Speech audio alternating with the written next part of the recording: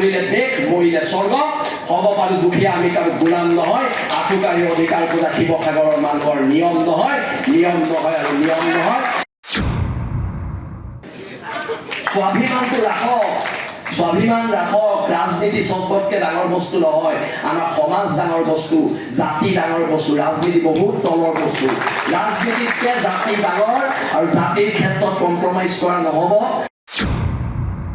শেহতীয়াকৈ শিৱসাগৰত বিএলআৰচি থানা তথা শৃংখল চলিহাৰ নেতৃত্বত যি প্ৰতিবাদী কাৰ্যসূচী হ'ল একাংশ মাৰোৱাৰী সমাজ বা অনা অসমীয়া বিৰুদ্ধে প্ৰতিবাদ হ'ল তাৰ পিছতে বহু কথা পোহৰলৈ আহিছে হয়তো বহুলোকে মন কৰা নাই কিন্তু বহুলোকে মন কৰিছেও যে কি ধৰণে অসমীয়াৰ জাতিটো আজি তাৰিখত এক প্ৰকাৰে কৰ্মবিমুখ হৈছে সেই কথা প্ৰকাশ পালে যিদিনাখন লাচিত থানা ৰাজপথলৈ ওলাইছিল সেই সময়ত যিসমূহ অনা অসমীয়া লোকৰ দোকান আছিল সেইসমূহ বন্ধ কৰি দিয়া হৈছিল তাৰ লগতে কিন্তু অসমীয়াসকল দোকান খোলা ৰাখিছিল নিশ্চয় আপুনি মন কৰিছিল যে ৰাজপথত যি সময়ত হাজাৰ হাজাৰ মানুহ ওলাই আহিছিল সেই সময়ত মাত্ৰ কেইখনমান নগণ্য দোকান খোলা আছিল অৰ্থাৎ অসমীয়া লোকৰ দোকান তেনেই নগণ্য তেনেই কম ইয়াৰ সৈতে এটা কথা প্ৰতীয়মান হয় যে এটা কথা নিশ্চিত হয় যে শিৱসাগৰত আজি তাৰিখত অসমীয়া লোকৰ পৰিৱৰ্তে অনা অসমীয়া তথা যিসকল বাহিৰৰ পৰা লোক বা যিসকল লোক হয়তো অসমত আছে বহু বছৰ ধৰি বহু যুগ ধৰি কিন্তু যিসকল অসমীয়া ভাষী নহয় তেওঁলোকৰ দোকান অধিক অৰ্থাৎ মাৰোৱাৰী সমাজ বা আন যিসকল লোক আছে অনা অসমীয়া যিসকল বিহাৰী আছে বা তেওঁলোকৰ দোকান শিৱসাগৰত বেছি আছে এনেধৰণৰ কথা প্ৰকাশ পাইছিল যে শিৱসাগৰত যি সময়ত লাচিত সেনাৰ নেতৃত্বত প্ৰতিবাদ হৈছিল সেই সময়ত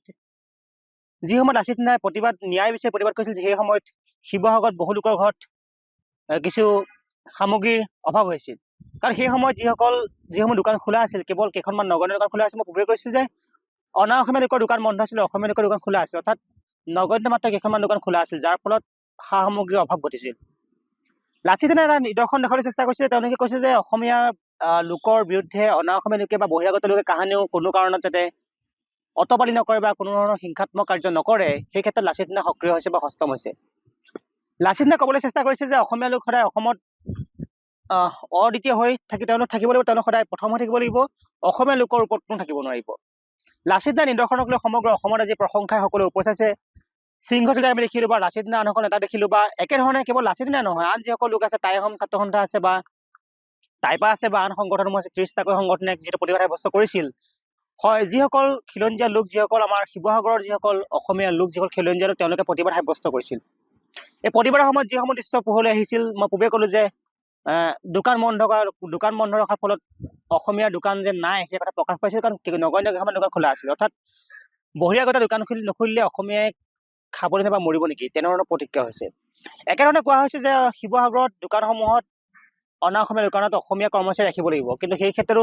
লাচিত সেনাই কিছু যুক্তি দিছে তেওঁলোকে কৈছে যে অসমীয়া সদায় আগত থাকিব লাগিব অসমীয়া সদায় অগ্ৰাধিকাৰ দিবই লাগিব কিন্তু এইখিনিতো ক'ব বিচাৰোঁ যে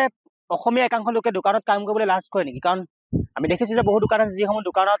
অনা অসমীয়া বা বহিৰাগত লোকৰ কিছু দোকান আছে মাৰোৱাৰী সমাজৰ লোকৰ দোকান আছে বিহাৰী দোকান আছে সেই দোকানসমূহত চেলছমেন কিন্তু তেওঁলোকৰ হিন্দী ভাষী লোকে থাকে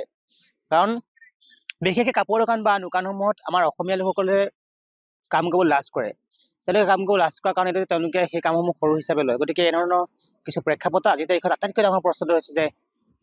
এদিন এনেধৰণে অসমীয়া লোকসকল নাইকিয়া হৈ যাব নেকি অসমীয়াই কাম নকৰি এদিন অসমীয়া এলেহুৱা যি স্বভাৱ সেয়া প্ৰকাশ পাব নেকি পূৰ্বে যিসমূহ আমি দেখিছিলোঁ যে যিধৰণে অসমীয়া লোকসকলৰ কাম কৰিবলৈ এটা সময়ত তেওঁলোকে আগবাঢ়ি আহিছিল কিন্তু বৰ্তমান সময়ত তেওঁলোকে কেৱল কামৰ নামত তেওঁলোকে বাহিৰৰ কিছু ঠাইলৈ গৈ বহিৰাজ্যলৈ গৈ কিছুমান চিকিউৰিটি গাৰ্ড বা আন কামসমূহ কৰিছে কিন্তু তেওঁলোকে তাৰ সমান্তৰালকৈ অসমত থাকি অসমত কাম কৰাৰ পৰিৱেশ নাইকিয়া হৈছে বা কাম কৰিব নিবিচাৰে নেকি এই ধৰণৰ প্ৰশ্নৰ সৃষ্টি হৈছে এই প্ৰশ্নসমূহ এই মুহূৰ্তত আটাইতকৈ ডাঙৰ চিন্তা উদ্বেগ ঘটায় কাৰণ আজি তাৰিখত অসমীয়াৰ যি বিলাই বিপত্তি নোহোৱা হৈছে বা তিনিচুকীয়াত অসমীয়া আক্ৰমণ কৰা হৈছে যোৰহাটত আক্ৰমণ কৰা হৈছে এই ধৰণৰ আক্ৰমণৰ মাজতে শিৱসাগৰৰ পৰিৱেশটো বা সমগ্ৰ অসমৰ যিটো পৰিৱেশটো যথেষ্ট প্ৰতিক্ৰিয়া সৃষ্টি কৰিছে তাৰ মাজতে আঁঠুলৈ যি সময়ত সেৱা কৰা হৈছে সেই সময়ত মন্ত্ৰী ৰমেশ পেগুৱে আছিলে ৰমেশ পেগুৱে কিছু মন্তব্য কৰিছিল তাক লৈ সৃষ্টি প্ৰতিক্ৰিয়া এই প্ৰতিক্ৰিয়াসমূহৰ মাজতে পুনৰ কৈছিল যে অসমীয়াই কাম কৰিবলৈ লাজ কৰে নেকি অসমীয়াই কিয় নিজে আগবাঢ়ি কাম নকৰে তাক লৈ সৃষ্টি প্ৰশ্ন